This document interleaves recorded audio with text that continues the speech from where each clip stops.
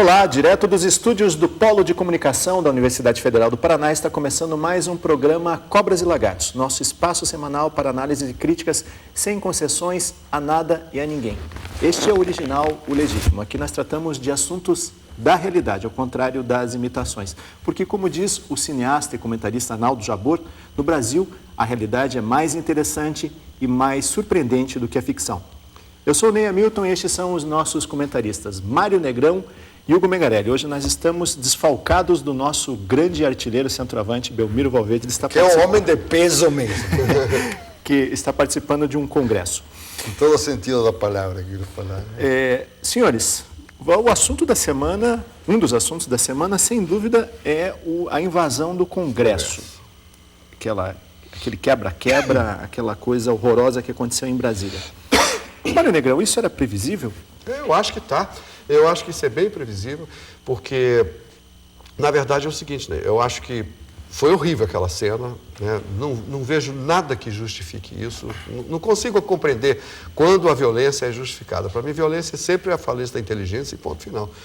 Mas, por um outro lado, eu fico pensando assim, por que as pessoas são tão mansas para castigar ou para reagir, né? Porque eu acho que existe uma certa dor na consciência do povo brasileiro. Porque se você vê assim, vamos dizer assim, a briga pela terra, pela reforma agrária, o MST, o MLST, eu diria assim, eles estão até que corretos no conteúdo, né? Porque o que se prega lá é verdadeiro, a gente não pode ter felicidade com má distribuição. Mas a forma, a metodologia é simplesmente horrorosa. Mas eu acho que a forma, a metodologia também não deixa de ser um reflexo da morosidade do próprio governo que foi eleito para atendê-los, né? E que esqueceu deles e saiu numa tucanagem sem tamanho, né? E realmente esqueceu as origens. Continua em cima do muro? Continua em cima do muro. E essa pusilanimidade política cria nas pessoas uma impaciência muito grande para que as coisas sejam resolvidas. Porque, afinal de contas, 1% da população tomando conta de mais de metade da terra do Brasil, isso não é justiça, né? E nunca nós vamos ter paz na injustiça.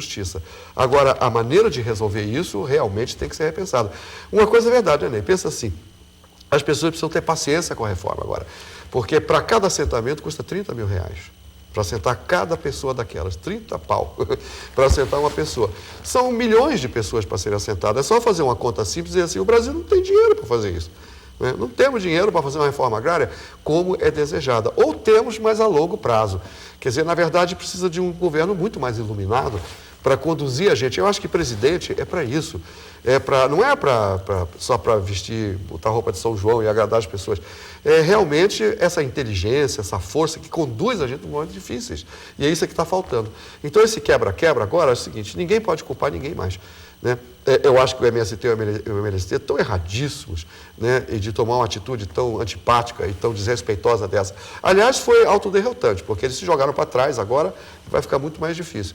O governo vai morrer de vergonha de trair as pessoas que votaram nele e trair as pessoas no propósito com que eles votaram nele. Eu não digo que eles têm razão, né? E as pessoas que me conhecem vão até estranhar meu discurso, né? Que eu sou sempre tanto da direita. Mas eu sou mais pela justiça. E eu acho a injustiça o jeito que esse país é armado. Nós não podemos esperar paz montado com tanta má distribuição de renda, tanta preguiça e tanta ignorância por parte dos nossos líderes. Então, realmente, eu acho que nós estamos tendo o que nós merecemos.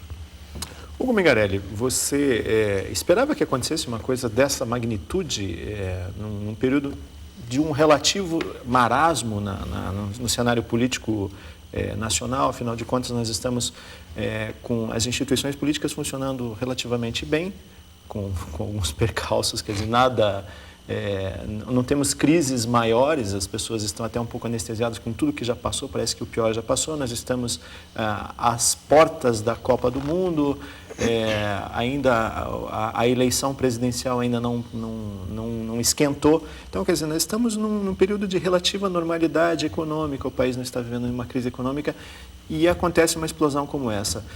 Você acha que dava para prever isso ou nós estamos com uma brasa adormecida? Eu acho que somos um vulcão que 2x3 começa a anunciar... Não é um vulcão extinto.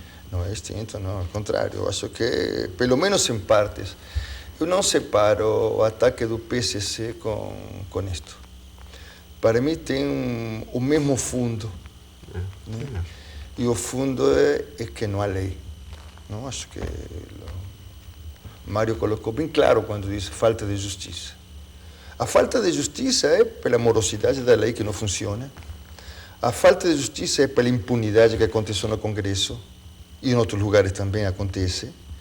A falta de justiça está porque não há distribuição de renda. Porque esse é o problema deste país, não é outro. Não é outro. Nós somos um país profundamente rico, aqui não precisamos de comunismo, socialismo, não precisaríamos nada disso se aqui minimamente essa elite cega, sorda, muda e babaca não toma consciência mínima que se existisse uma possibilidade de distribuição de rendas e nós tivéssemos condições de botar esse povo no mercado, já que tanto falam do mercado, nós fazemos uma potência este país, porque é um país criativo, é um país com muitas possibilidades de riquezas, que são poucos os que têm. Então, não se quer fazer. O cara quer enriquecer de um dia para o outro, ou como, você sabe que é toda uma campanha de bebidas, isto e outro, onde pega na Argentina, está o elefante fazendo gol, Costa de Marfim, Brasil jogando contra a Argentina, e até o arco passa o pé, não? E que o Clóvis Rossi disse, não podemos ganhar da Argentina, por que precisamos passar o pé, passar a perna? Parece que é uma coisa nossa que temos que passar a perna. Não dá. Onde todo mundo tira vantagem, ninguém mais poderá tirar vantagem. É a histórica lei de Gerson. É a histórica lei de Gerson.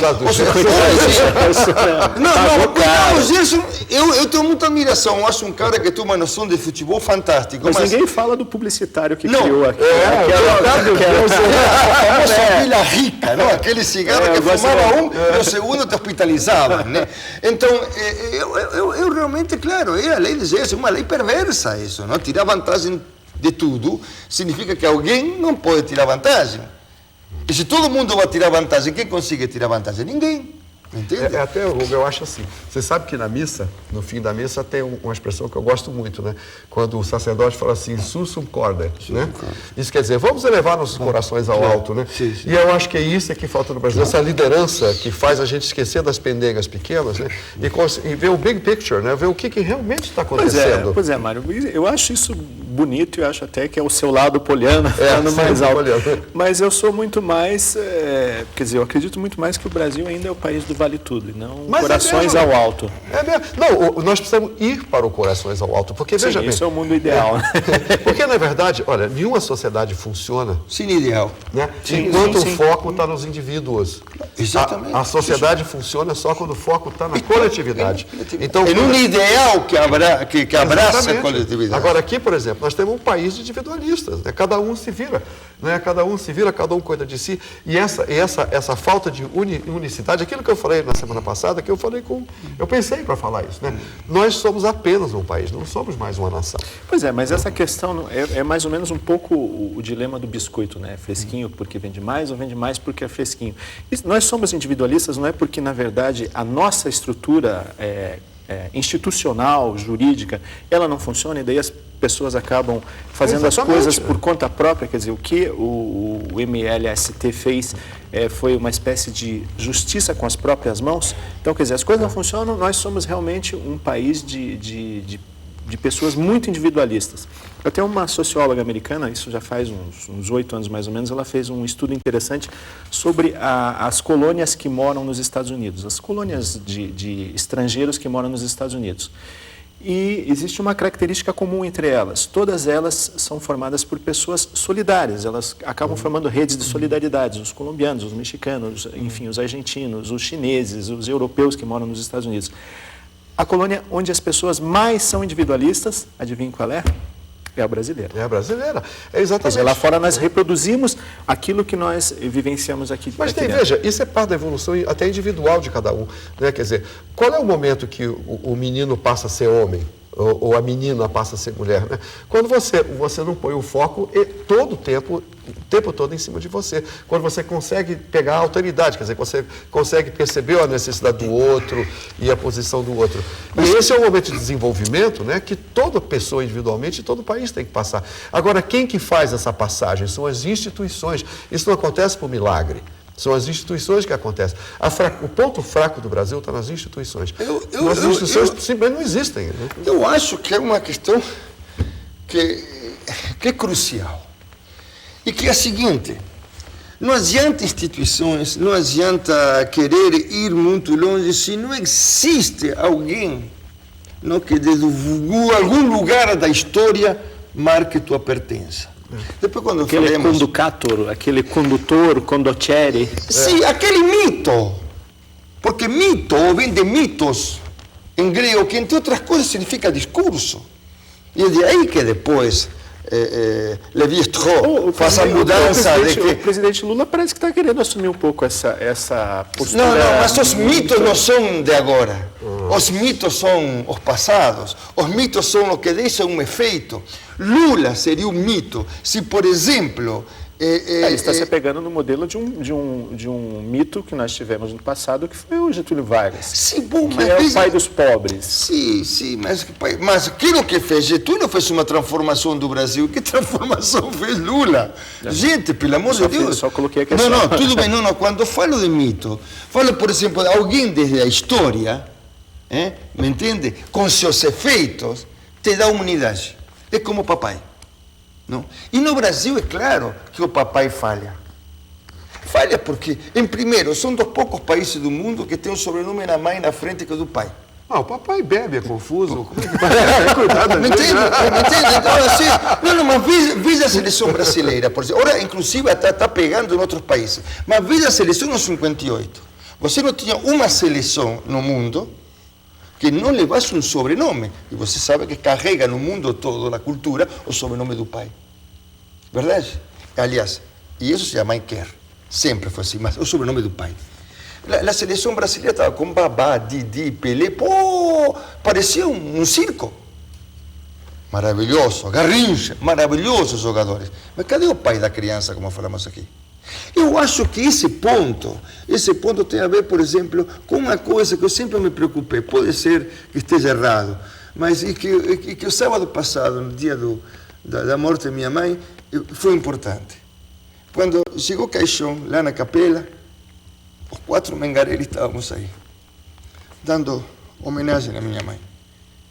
Isso, minha mãe, não importa, mas nós levamos o sobrenome de minha mãe. Ou seja, ao pai que ela apontou, ao pai que ela nos deixou e que fez possível que eu tenha 2 filhos, e já tenho 3 filhos na Argentina, e tenho um neto, mas estamos os 4 carregando o caixão até lá dentro. Isso não é pouca coisa, não. Isso para mim é crucial na subjetividade de alguém.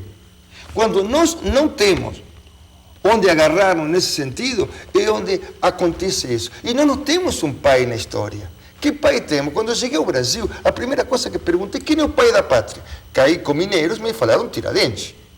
Quando eu fui a Minas Gerais, que entrei no cárcere, que hoje é o Museu dos Inconfidentes, vi a forca, eu chorei de emoção, cara. Estava na frente onde tinha morrido o pai da pátria. Mas isso é Minas Gerais, porque no resto do Brasil não se pensa assim. Mário, o Hugo gosta muito dessa figura psicanalítica, de analisar dessa forma a nação, e você costuma colocar que o Brasil ainda é um país adolescente. Mas por quanto tempo nós vamos ficar adolescentes reinando, como diria meu pai, resmungando, azucrinando a vida dos outros? E, os outros, no caso, somos nós, né, os cidadãos. Eu acho que no ser humano individual, a adolescência termina com a conscientização, né? Existem algumas coisas que caracterizam a passagem da adolescência para a vida adulta. Um é a conscientização, quer dizer, a visão sai do próprio umbigo, né? E você começa a ver as tuas interações. Segundo, você descobre que o teu poder está na tua capacidade de barganhar e negociar, e não de ser um indivíduo. Você está falando disso como indivíduos, mas como país é exatamente a mesma coisa. Pois como país, isso vem em supermercado? Essa passagem vem na farmácia? Não, essa passagem é exatamente o que o Hugo fala. Essa passagem, ela só acontece, por exemplo, a adolescência para muitos adultos não vai embora nunca. Nunca. Eu conheço bem. Esse adulto que tem 60 anos ainda é um garoto. Ainda é adolescente. Aliás, as pessoas quando chamam de garoto, você não sabe se isso é um elogio ou não é, né? Aqui, né? Porque às vezes parece um elogio. Depende da idade. Depende da idade. Mas voltando ao raciocínio, assim, o que está acontecendo? O que eu sinto, assim, respondendo a tua pergunta, né? O que vai fazer essa passagem? Essa passagem se faz através da conscientização. Quer dizer, na medida que eu, como brasileiro, me conscientizo que eu não posso estar feliz quando o outro está sofrendo tanto não é? E que o meio para isso não é individualístico, é direto, mas através de uma instituição, através de uma liderança, aí eu posso crescer mesmo. Agora, esse país não tem isso por enquanto. Não é? Por enquanto não apareceu essa unificação toda. A gente se unifica em cima de coisas banais, como futebol, carnaval e coisas. O futebol é legal, é bacana e tudo, mas não vai mudar o Brasil, não. Né? E se o Brasil ganhar ou perder, eu acho que o país está muito pobre, né? Muito pobre mesmo, se a nossa felicidade depende de um campeonato de esporte. Né? Nós temos coisas, é bonito, tomara que o Brasil ganhe, etc. e tal, mas isso não é o que vai resolver o problema do Brasil. E a gente coloca a esperança do nosso ego num simples jogo, nós estamos muito mal, né? Muito mal mesmo. Quer dizer, o jogo substituiu a instituição. Mas por uma razão muito simples, porque nós não temos uma dívida simbólica. Não temos uma dívida simbólica. Se nós pudéssemos resgatar historicamente... Não tem. Isso que eu estava querendo dizer. Não, agora. porque se tivéssemos uma dívida simbólica, teríamos um ideal. E nós não temos um ideal. Me entende? Por exemplo, se nós tivéssemos... recompor nossa cultura. A cultura brasileira é muito rica. Com escritores, com poetas, com cineastas, enfim, com teatrólogos. Temos uma história. Eu me lembro, volto a dizer, eu acho que contei, nos anos 60, quando se falava do Brasil, a gente abria, porque sabia que vinha, a cultura latino-americana estava aí. Quando eu conheci Augusto Boal, eu fiquei petrificado quando me falaram que Augusto Boal. Como? Chegou Deus e ninguém falou nada. Me entende? Foi uma coisa a esse nível. Que Augusto ficou um bom tempo na Argentina, uma figura excepcional, até hoje continua sendo uma figura maravilhosa, Augusto. Então, quero dizer, a nós não falta isso. Nós temos que ir a nossa história para resgatar. Por exemplo, eu estava vendo, através dessa tentativa que vou fazer o filme sobre tango argentina, a história argentina. Não? Que é uma história montada em genocídio de todo tipo, gaúchos, negros, índios, gringos. Ou seja, e que você vai à Argentina e não conhece isso.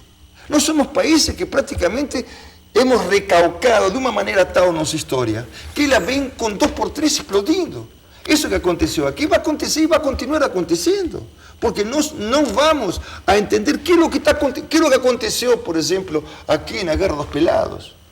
É o mesmo problema que temos hoje. Agora, você colocou da seguinte forma, isso vai continuar acontecendo. Você acha que isso foi uma amostra grátis do que vem por aí? Eu acho. Mário Negrão? Eu acho que o que vem por aí não é muito bonito? Não. Vou fazer aqui as contas, olha aqui. Ó. Se 1% da população, né, é o que retém a terra, 1% de 200 milhões, né, dá para fazer a conta fácil. Né? Então você tem 2 milhões de um lado, você tem 3 milhões e 500 de trabalhadores rurais. Né? Falta assentar agora uns 600, o Fernando Henrique assentou 600 mil. Que acho engraçado isso, né? O Lula não chegou nem perto desses 600 mil ainda, né? Eles falam tanto, eu não entendo isso também. Essas brigas de números é coisa de marketólogo. Eles vão ficar mas brigando. ao mesmo tempo revela uma certa realidade. Né? Então você vê o seguinte, você vê em que pé que nós estamos agora, né? Quer dizer, você tem praticamente um exército de dissatisfeitos. 3 milhões e 500. O exército americano não tem 3 milhões e 500 soldados. Né? E você tem mais ou menos uns 2 milhões por aí de fazendeiros irados, bem armados, os fazendeiros achando que estão... Isso para a gente ficar só no campo, né? Porque se a gente vier para a cidade, o exército de desempregados, de subempregados, claro. É assustador. Agora, tem uma coisa, dizem assim, né, que aquele que não conhece a sua história está condenado a repeti-la. Exatamente. Né, se a gente voltar para a Revolução Francesa, a gente vai ver que a gente está repetindo as mesmas coisas. É a mesma coisa mesmo. É a instituição, o governo que se desliga, né, e cai no luxo, e cai na alta adoração, esquece que existe um país, que é exatamente o que está acontecendo aqui. E esses grupos de dissatisfeitos, nós estamos caminhando certamente para uma guerra civil, eu acho. Só fechar o raciocínio. Rapidinho. Nós estamos chegando numa guerra civil mesmo, onde os campos estão armados e pior. Quando é que você tem uma guerra? Quando cada lado acha que está certo. Né?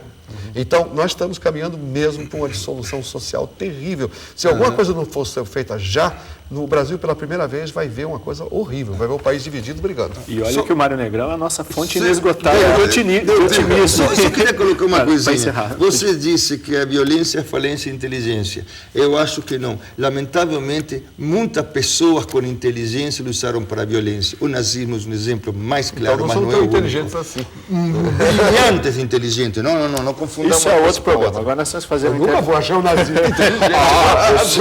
Você confunde inteligência inteligência com uma posição ética, que aí a coisa modifica. Isso é outro programa. Nós vamos fazer um rápido intervalo, já voltamos com o programa Cobras e Lagartos no próximo bloco, com um tema muito mais leve. Eu garanto. Só um instantinho.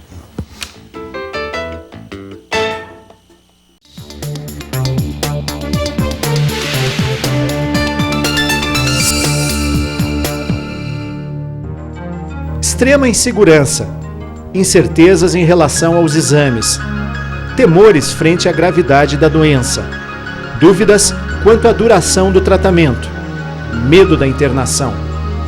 O contrário disto seria o paciente receber atendimento global integrado, deixando de ser rotulado pelo nome da doença de que é portador, para ser tratado como um ser humano que tem história de vida, de emoções, de alegrias e de tristezas. Fruto desta reflexão, surgiram programas como o Amigos da Leitura, que, junto com outras atividades humanizantes, contribui para melhorar o atendimento integral do paciente. A leitura pelo prazer que traz e pela situação de intimidade que gera. Leva o paciente a pensar em coisas e fatos diferentes da situação geradora de tristezas, medos e angústias. Como agente de humanização, o Amigos da Leitura, com sua linguagem narrativa, compensa em parte os termos que, mesmo sendo sobre a vida do paciente, são entendidos apenas pelos profissionais de saúde. Estimulando o imaginário, as histórias podem ajudar na reconstrução do espaço de vitalidade do paciente e possibilitar melhor convivência deste com o ambiente hospitalar e com sua área de influência social, o que certamente contribui para que o internado aceite melhor e compreenda sua situação como doente. Neste projeto, trabalhamos em parceria com a Associação Viva e Deixe Viver. Eles promovem entretenimento, cultura e informação educacional através de seus contadores de histórias voluntários. Você pode participar dessa história doando livros. E para ser contador de histórias, ligue para 3360-1861.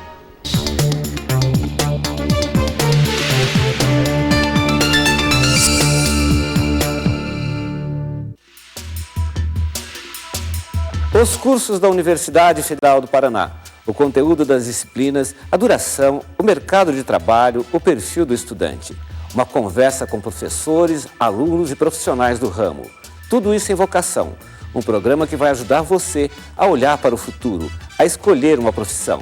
Toda segunda-feira, aqui na UFPR TV.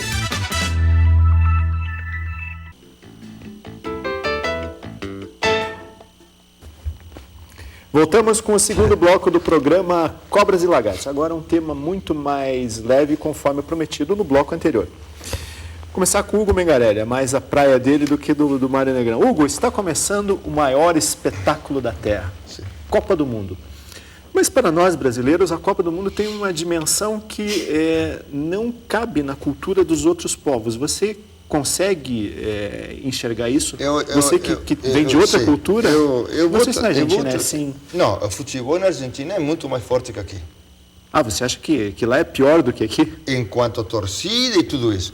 Em quanto à importância da seleção nacional, é diferente. Eu vou tentar de colocar alguns exemplos. Jandira, minha esposa, que é psicanalista, poeta, absolutamente culta, vê o jogo de futebol e faz que nem mais. A minha voz sai correndo. Mas não lhe falo de futebol. Olhe desde o Samek, que está lá em Itaipu, ou que são primos, o outro primo, o Leixo, o irmão, meus filhos, que somos todos atleticanos, nunca conseguimos levar a Jandira ao campo de futebol. Ela tem mais senso. Chega o Mundial e vai na ver a televisão, a bandeira brasileira, verde e amarelo, ela está pronta para receber o Mundial. A polaca, quando chega ao Mundial, se transforma. Não entende bolufa, mas está aí na frente gritando não sei o quê, mas tem que fazer o gol Brasil. Isso é algo que me marcou muito porque, para mim, a seleção brasileira e o triunfo da seleção brasileira é um lugar do encontro dos brasileiros. É um lugar de identificação. Este falava algo que tem que unir o povo. Acho que o futebol une o povo. Apesar de que, em 78, um grupo de gente, quando ia jogar Argentina e Brasil, me convidaram para ir a ver o jogo na casa deles, porque iam torcer contra o Brasil, porque se o Brasil ganhava, se fortificava a ditadura. Essa era a filosofia de alguns. Eu estava indo e no meio do caminho falei, está louco, como vou ir num lugar onde brasileiros vão torcer contra o Brasil? Se meu filho faz isso, eu mato. E talvez assim que sempre falei para meus filhos, o dia que eu vejo você torcer contra seu país, eu mato você. E eu me fui assistir com meu vizinho, que estava com 2 amigos, né? E eu assistimos o jogo os 4. Terminou 0-0, não? O jogo lá. E outra coisa que levanto, depois possivelmente vamos analisar, estou simplesmente levantando, e por exemplo, quando prévio ao Mundial se mal não me lembro se foi em 98, pouquinho em janeiro, em fevereiro de 98, a Argentina jogou aqui, eu acho que no Maracanã contra o Brasil. O Brasil completo, com Ronaldo, com Romário, com todo mundo. E a Argentina ganhou de 1-0 com um gol de Cláudio López, que foi um golaço muito bonito. E a partir daí a Argentina estava jogando muito bem, começou a tocar a bola e a torcida brasileira dando olé à seleção brasileira, ou seja, contra a seleção brasileira. Eu estava em Buenos Aires e não conseguia assistir, mas vi na televisão o jogo em que a Argentina foi goleada 5-0 com Colômbia, por Colômbia, não? Lá em Buenos Aires. Até o último momento, inclusive entre a torcida estava Maradona, todo mundo gritando Argentina, Argentina, Argentina. Levanto estas questões e talvez no decorrer a gente vai poder analisar um pouco alguma destas questões. Por quê? Por exemplo, de repente, se o Brasil não ganha, tom, o povo cai de pau em cima. Então vamos passar a bola literalmente para o Mário Negão. Mário, essa frase, esse clichê, durante muito tempo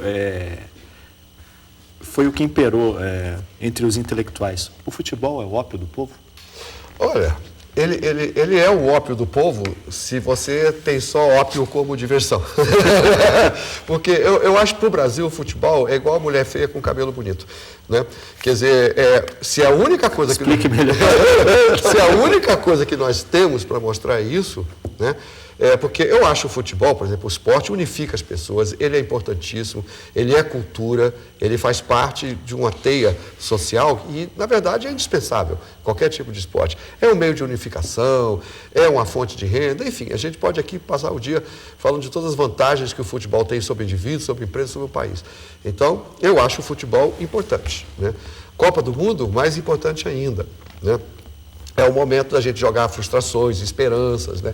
Se divertir, né? Torcer. Mas quando isso fica sendo a nossa única fonte de alegria, né? Ou a nossa principal fonte de alegria, aí traz no Brasil, traz no país uma distorção imensa. Né? Uma distorção imensa.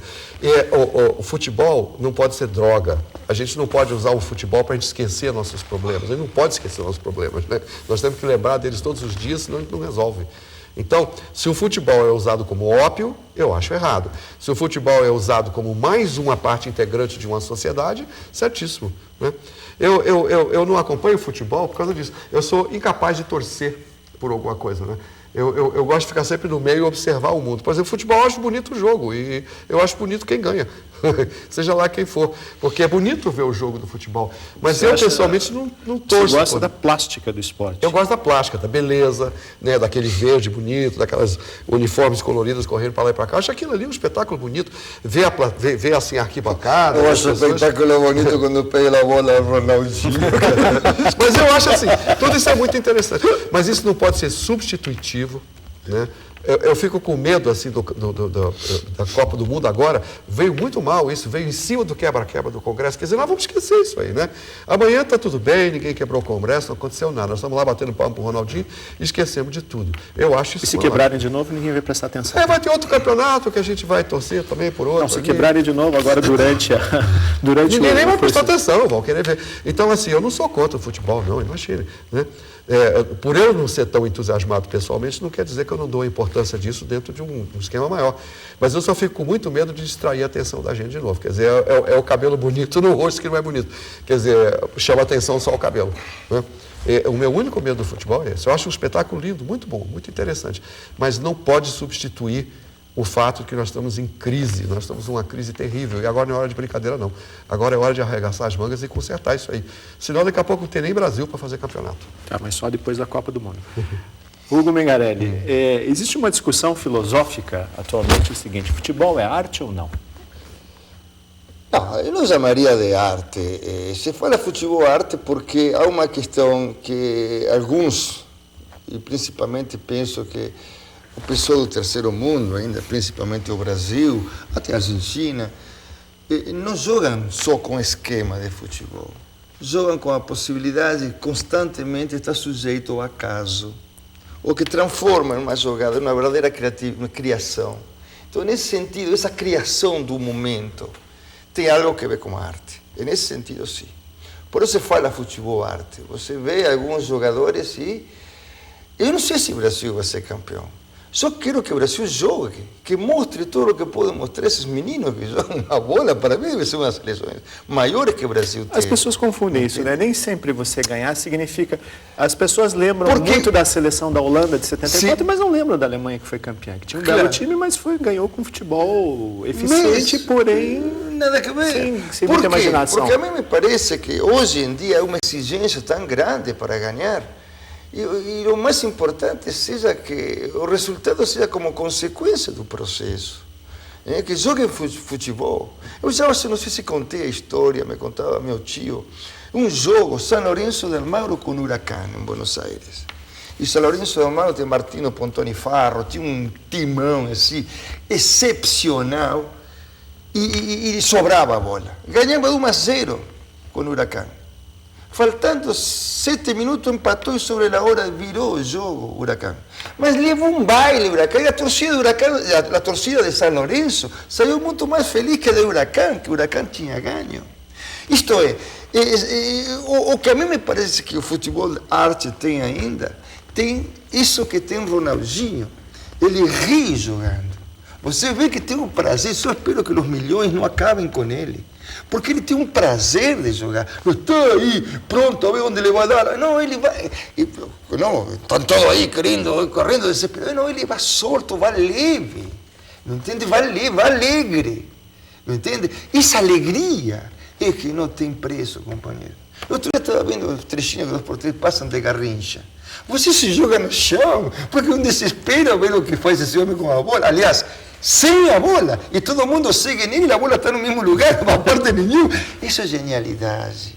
Isso sim, para mim, tem alguma coisa de arte. Agora, Mário, você falou sobre essa questão do futebol virar o centro de tudo para nós, mas a gente coloca o futebol, mas a gente tem que fazer aí um meia-culpa dos meios de comunicação, porque, se eu não estou enganado, a partir da Copa de 82 para cá, houve assim uma superexposição da seleção brasileira na mídia.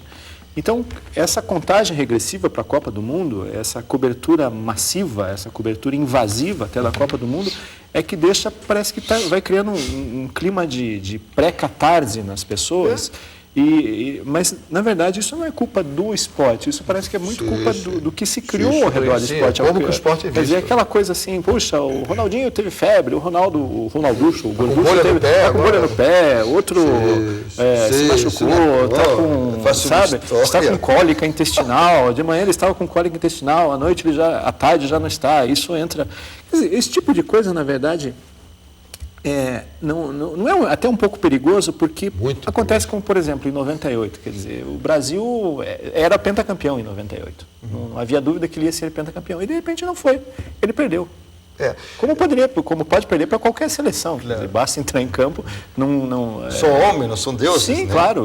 Mas aí está a questão. Quer dizer, esse tipo de clima que se cria na Copa do Mundo não é uma coisa perniciosa, viciada? Eu acho assim que a gente supervaloriza e desloca. Futebol é um belíssimo esporte. Como esporte, vale a pena ser visto, vale a pena ser acompanhado. É muito bonito o esporte, a parte da competitividade, da amizade, enfim. Tudo isso que circunda o esporte em si é admirável e seria muito uma lástima para o país se perdesse. Chamar de arte, eu acho um exagero, né? Porque para mim arte tem outra definição. Quer ver? Eu ouvi uma definição sobre arte uma vez que para mim me convenceu. Se você escuta uma música né, você tem vontade de dançar com ela. Se a música é um pouquinho melhor, você tem vontade de cantarolá-la, né? Ou até de decorar a letra e cantar. Mas quando a música vira arte, ela transforma você. né?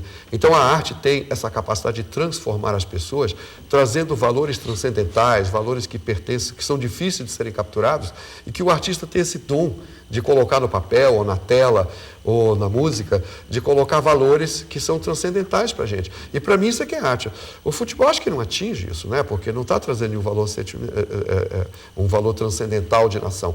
O que está trazendo é um momento unificador, só isso, né? A gente pode ainda bem que a gente vai se unir em volta da Copa e não se unir em volta de um quebra-quebra. Mas as pessoas se unem Claro, em enquanto da assim, guerra, por exemplo, como a Argentina fez com a guerra em Inglaterra. Está certo, eu né? concordo com você. Então eu acho assim, chamar futebol de arte, eu acho que começa a desviar a gente do propósito, né? O próprio Freud dizia que às vezes um charuto é só um charuto, quer dizer, Claro, a gente começa a hipervalorizar algumas Sim, coisas para a sim, gente... sim. Agora também tem aquela coisa, né? O sujeito que está se sentindo por baixo, né, como nós, que está sentindo vergonha da existência. Eu, quando vi aquele quebra-quebra, eu, mais uma vez, fiquei morrendo de vergonha de ser brasileiro. Eu fiquei com vergonha daquilo. Aquilo me atingiu pessoalmente, visceralmente. Eu disse, meu Deus, eu pertenço a isso. E mais, quando foram entrevistar o outro dia um dos que foram presos, né, o chefe falou uma frase que é uma pérola, né, que só pode vir de lá mesmo. É uma pérola. O cara perguntou, o repórter perguntou, e a responsabilidade disso aí? Ele falou assim, não, a responsabilidade aqui é de cada um. Quer dizer, cada um ficou responsável por aquilo. O grupo não tem nada com isso, né? Quer dizer, o grupo se excluiu no momento. Isso é o nosso retrato, o nosso momento. Né?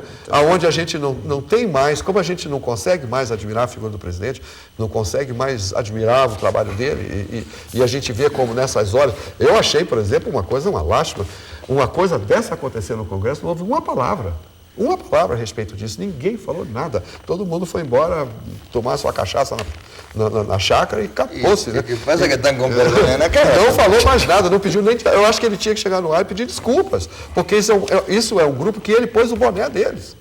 Ele pôs o boné deles. Eu acho que ele tinha que chegar na frente e dizer, gente, desculpa de eu ter me associado com essas pessoas. Mas agora ele está vestindo outro boné. Agora o boné é verde e amarelo. Hugo, agora é o chapéu de texano. Hugo, o secretário-geral da ONU, o Kofi Annan, ele escreveu um artigo interessante dizendo que ele tinha inveja da FIFA, porque a FIFA tem mais filiados do que a ONU.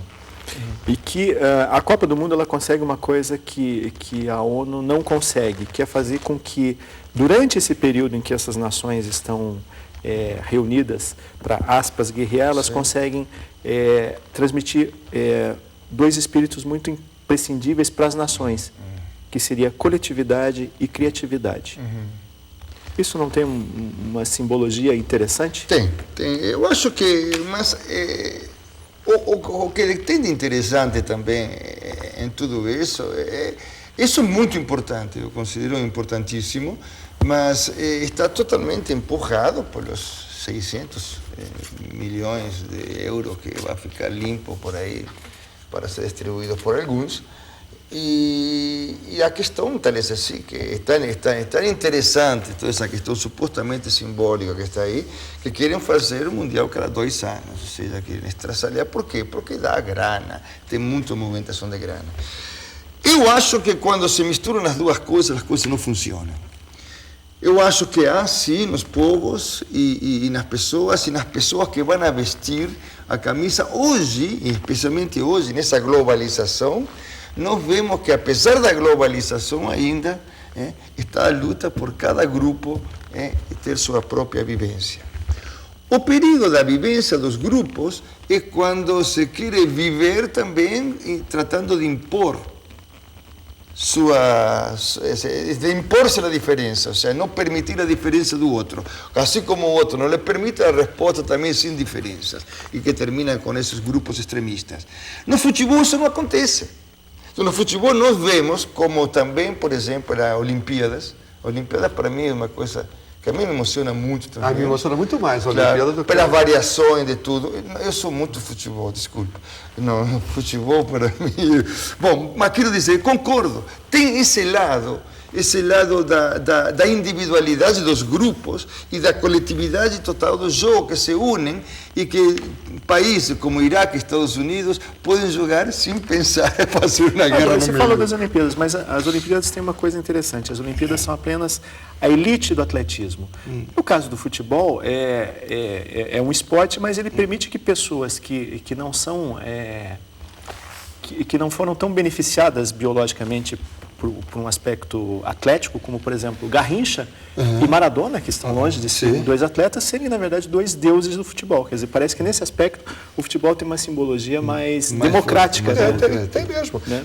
Tem, isso é bonito no futebol. Essa tábua rasa aí, né, onde realmente o que manda no futebol é o seu talento e sua capacidade, não teu nome, onde você nasceu, ou quanto dinheiro você tem ou não tem. Isso realmente é uma coisa bonita para a humanidade, é uma lição para a humanidade, eu acho admirável isso. Eu só acho assim, que outros países podem se reportar em volta do futebol e encontrar muita coisa boa, mas eles também se reportam em torno. Veja que o Brasil é famoso pelo futebol, tá bom, né? Mas será que é famoso agora também pelo nosso comércio exterior, como está expandindo, como o Brasil está começando a ser? Aquela coisa, uma vez que a gente falou da Revolução Silenciosa, né? Que existem muitos talentos no Brasil. E que o futebol é um talento bonito, mas isso não pode ofuscar os outros talentos que nós temos. Olha, em poucos anos nós já estamos competitivos na indústria aeronáutica. Sim, mas acontece que comercialmente o futebol é muito manipulado, muito cartolagem no meio que está movimentando isso aí. Agora, vocês não acham que, na verdade, o simbolismo do futebol no Brasil ele não torna o nosso país um pouco mais justo naquilo que ele normalmente é injusto? Ele dá oportunidades para pessoas que não teriam espaço. E a gente acaba virando a pátria de chuteira. A gente inverte a pirâmide social, quer dizer, uma pessoa pobre como Ronaldinho Gaúcho, como Ronaldo Nazário, Romário, quer dizer, elas podem virar personalidades no país, graças ao futebol, o problema, não de outra forma. Mas por que não pega, por exemplo, um homem que nasceu pobre, que nasceu iliterato, que conseguiu crescer, que conseguiu se formar, que conseguiu fazer PhD, que conseguiu fazer um monte de coisas, ou o comerciante que começou com nada, com 2 tostões no bolso e hoje tem. Mas por que essas pessoas também não são admiradas? Isso não é talento também? Mas porque vivemos uma época... Estamos aqui para discutir isso. Heidegger tinha razão, eu estava comentando com vocês, ele escreveu isso no 49. Hoje, o pensar é um intruso para o ser humano. Ou seja, pensar custa. Futebol não te obriga a pensar. Futebol, ao contrário, te distancia do pensamento. Agora, um escritor, por exemplo, fazer uma homenagem como deveria ser feita a um senhor que se chama Guimarães Rosa, que para mim é um dos maiores escritores que eu li em minha vida. E quem lê Guimarães Rosa neste país? Me entende? Mas isso é uma questão histórica. Não tira de maneira nenhuma, desculpa que insista nisso, não tira de maneira nenhuma essa questão que tem o futebol no Brasil. Eu concordo que é uma forma de subir, mas de milhões, sobe um. Então, democrático, e sim, porque conseguiu subir. O que tem, sim, mais de democracia hoje, que antigamente não tinha, que você, para entrar em um time, antes tinha que ser amigo de alguém de dentro. Hoje não. Hoje já vão a buscar os meninos lá no berço, quando vêm que tem qualidade, e los trazem aos times. Esse talvez tenha sido o crescimento, não só aqui como na Argentina, tenha sido um crescimento e algo mais democrático. Eu acho assim, eu acho que é muito bonito a gente ver um Ronaldinho subir do nada, né, e ficar uma pessoa tão famosa. Mas isso talvez sirva de inspiração para a nação. Eu acho muito mais importante dar para cada menino brasileiro uma oportunidade de estudar. E isso está longe de acontecer. Claro. Isso está longe de acontecer. Então, é interessante você ver um Lula que subiu do nada e chegar a ser presidente. Né? Eu acho meio trágico, mas outras pessoas podem achar interessante. Né? Mas o que é interessante mesmo é dar a mesma oportunidade que o Ronaldinho teve para todos os meninos brasileiros. Por que todos os meninos não têm oportunidade de estudar? E isso, para mim, é que é mais importante. Né? Então, o simbólico não pode substituir o só uma coisinha, dar a oportunidade a todos os meninos como Ronaldinho pegar na bola? Não, estudar. Estudar é uma coisa, mas Ronaldinho deve ter passado como passou com qualquer menino. Agora, pegar a bola como pega ele, não sou muito. Bom, de qualquer forma, nosso programa está chegando ao final. Quem é campeão? Pô, responda você.